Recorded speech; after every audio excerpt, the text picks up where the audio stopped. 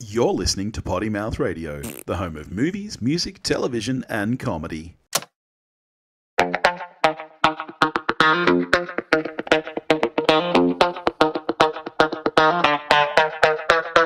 And now, the hunt for the perfect album. Mate, it's perfect album time with Billy and Dave. Yeah, it is. Just a shame we don't have a perfect album to talk about because it was Dave's week. No.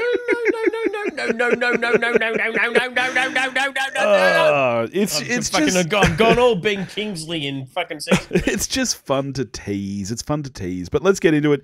This week you tasked me with listening to Jethro Tull, Songs from the Wood. Which, you know, as I said, I'm lightly familiar with Jethro Tull. Dad was a big Aqualung fan.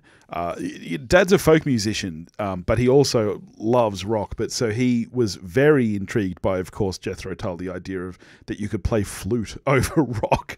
But I was not familiar with a single song from this album.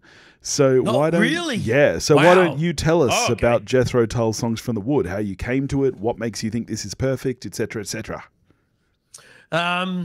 I came to Tull through Thick as a Brick. Yeah.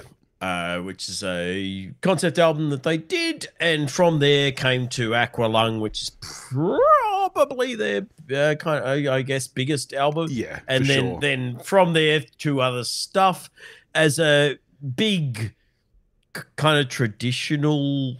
I mean, we're both big folk heads, but Yeah. you're more kind of modern American folk. Yeah. Probably. I'd argue that's right. Yeah. Whereas I'm probably more traditional British folk, but we both love folk.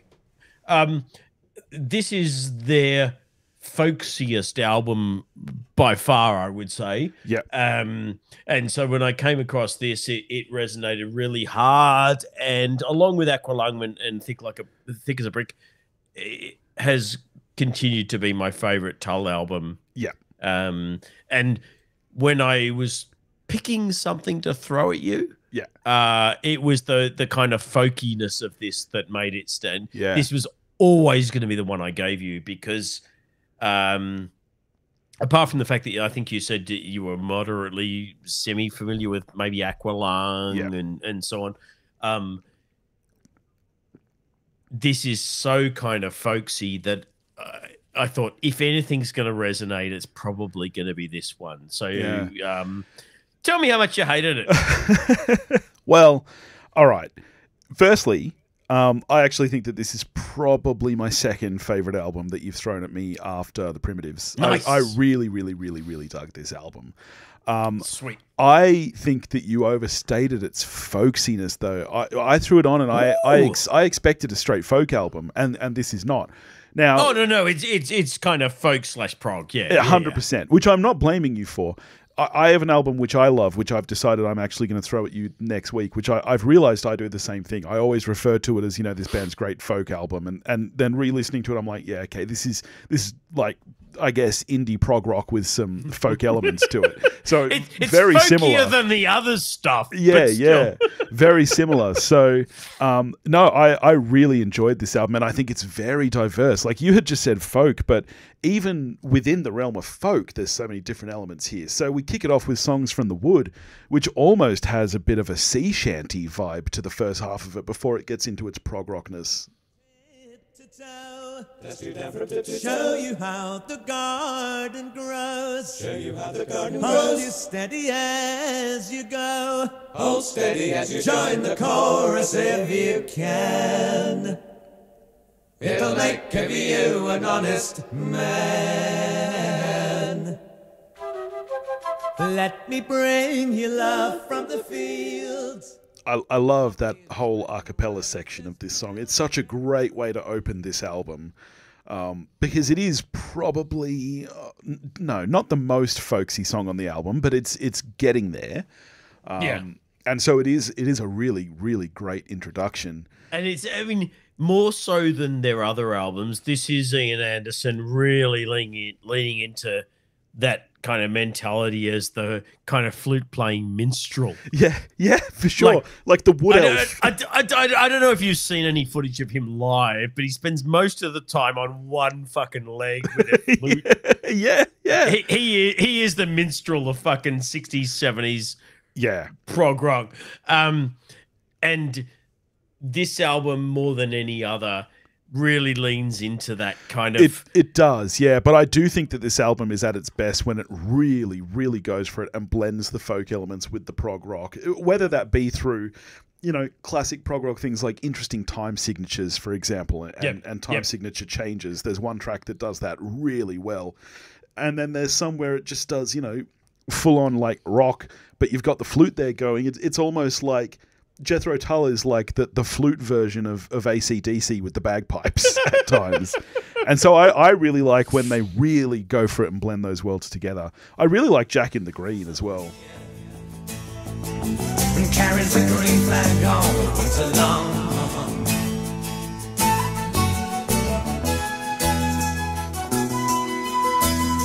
Jack, do you never sleep?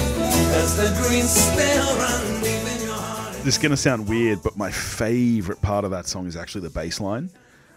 I think one of my favorite things about that style of folk, which is very similar to, there's tracks like that on Tallahassee by the Mountain Goats that I gave you.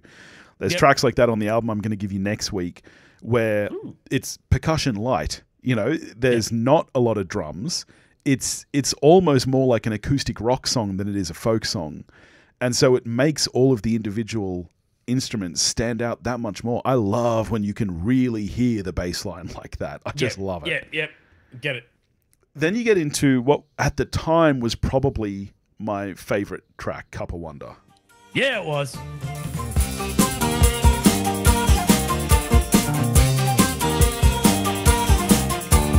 May I make my fond excuses for the lateness of the hour, but we accept your invitation and bring you melting flower.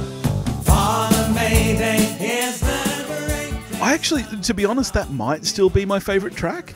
It's fucking good. It's really quite simple, like, and not in a bad way. Like compared to a lot of the other really experimental tracks on this album, or the ones that really go for it in terms of time signatures and styles and stuff. That is quite a simplistic song, but it's just really nicely executed. The other thing, still so good. I don't know if we talk often enough about the production side of things. We quite often talk about the music and stuff.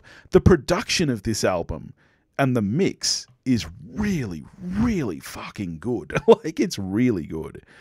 Hunting Girl I really like. Ring Out Solstice Bells is a very interesting one.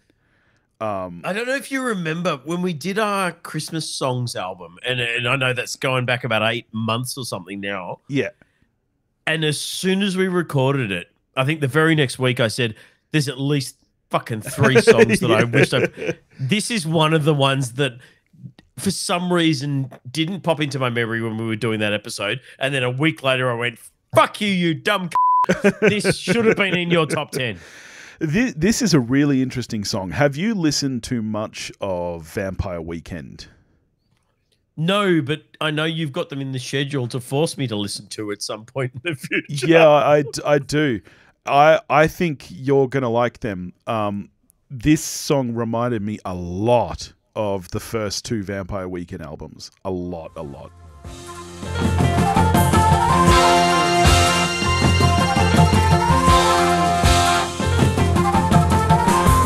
Now it's a solstice of the year. Winter is a glance from that you hear. 7 days moving, 7 time. Apple at the bread in the light. I mean, we love a clap. We love a song with a clap. I really love that song. Just the blend of all the instruments is just fantastic. Yeah, definitely. I know the episode won't bear this out because I missed it, but gotta be in my top 10 Christmas songs of all time. Yeah. Yep. Yeah. Oh, I fucking love it. It's so good. Yeah. I really, really, really love Velvet Green, which is Beautiful. An interesting track. It's almost like it's like Greensleeves, but this is the one I was talking about that really makes use of a lot of those prog rock elements, even though stylistically you wouldn't call it a prog rock song. It's very much a folk minstrel song. It really, really plays with things like time signatures. It's just a really interesting song. I really like it. It's good.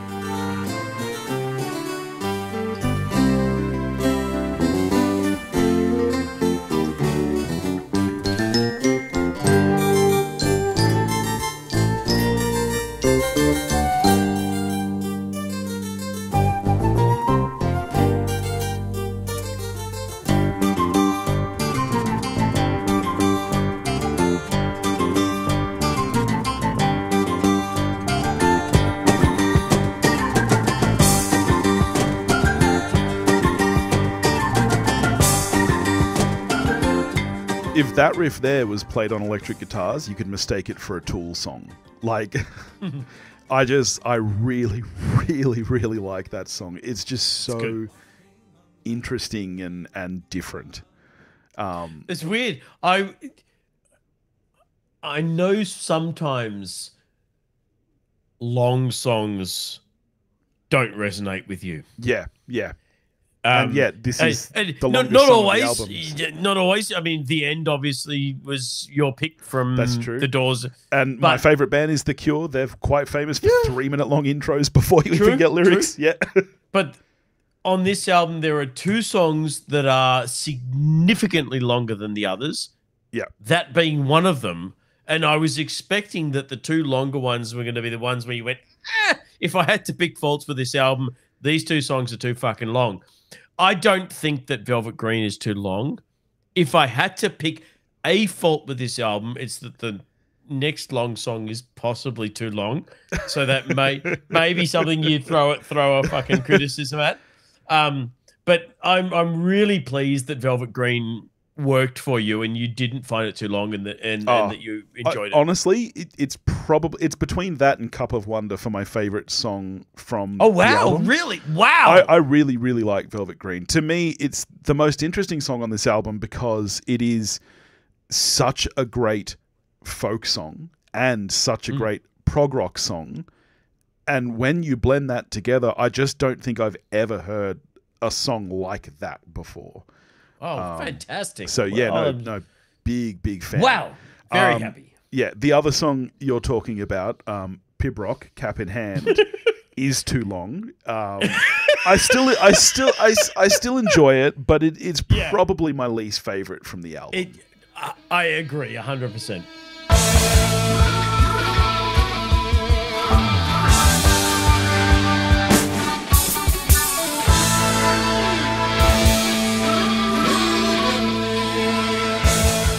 It's a much more atmospheric song.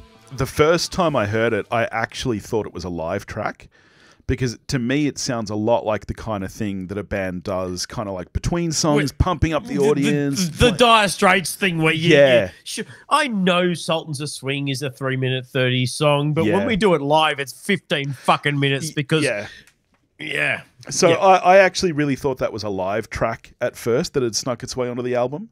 Look, I think it's fine. I think if it was live, I could understand the energy or something there. But look, if it was on an album from some fucking nobody band and it was just on there, I would think it was amazing. I would love it because it's on a Tull album and it's in the same album as songs from The Wood and Cup of Wonder and The Whistler and Velvet Green and all these other tracks. Yeah. I kind of go, it's a bit long and wanky. Yeah, yeah. But it's purely because of what it's surrounded by. Yeah, so I do think that the biggest shame with this album is that I don't think it ends anywhere near as strongly as it starts. I think that these 3 final tracks are the weakest on the album. Are you including the 2 bonus tracks or are you stopping at track 9? I've got 10 tracks on here. Beltane is the last track. So what should be the last track? Fire at Midnight? Fucking neither. So the original album stopped at Fire at Midnight. Yeah. the bonus version had Beltane and a live version of Velvet Green. Oh, okay. I've as got well. Beltane on here, but not the live version of Velvet Green. Okay, So, that's cool. But you've got Beltane. I've got Beltane. Okay, cool. Sweet. Which is it's a fine song. Again, I think that the final 3 songs on this version, Cap in Hand, Fire at Midnights, and Beltane are the weakest on the album. So, as anyone familiar with this album would be noting, you've not yet mentioned the Whistler. No, I was gonna leave the Whistler to play out the episode. Okay. All right. As long as you don't fucking hate it and I don't need to be not friends with you anymore. No, Okay, no, good. I don't. Okay. I mean, let's talk about it now. I won't play it now. But no, big fan of the Whistler. Again, not my. Nice. Is the Whistler your favorite track?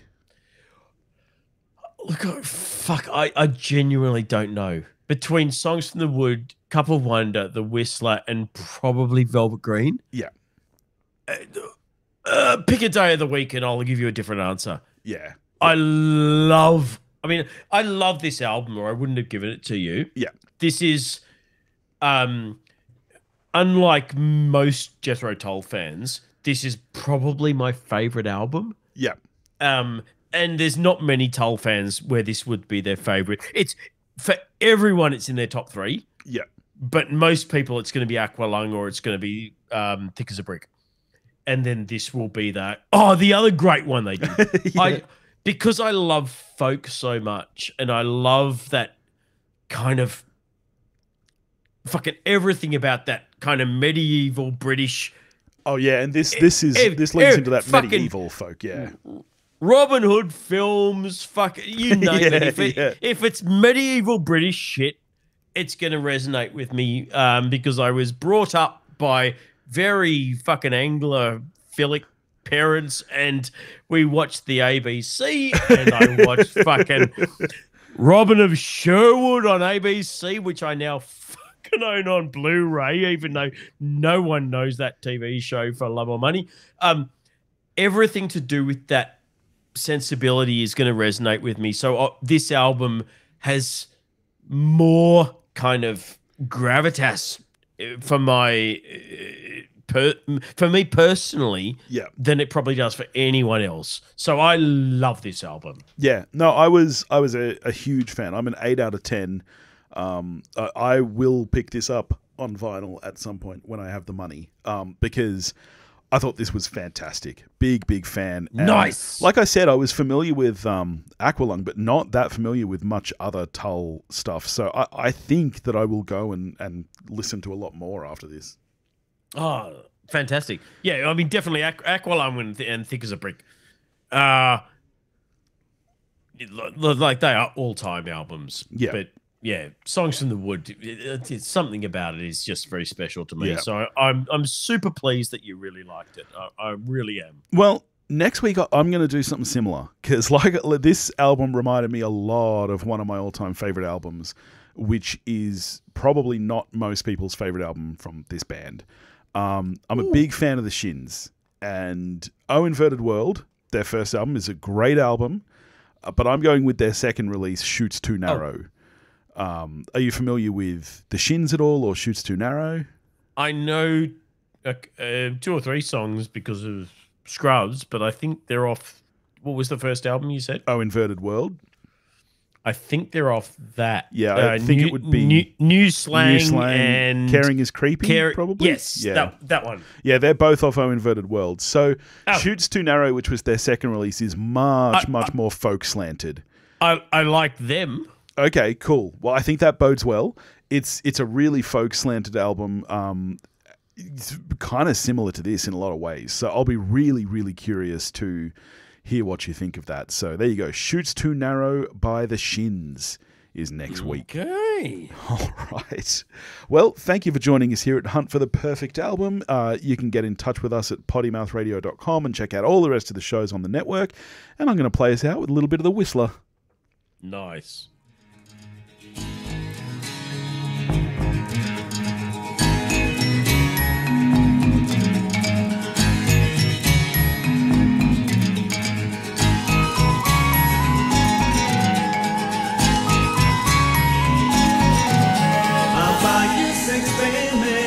Put it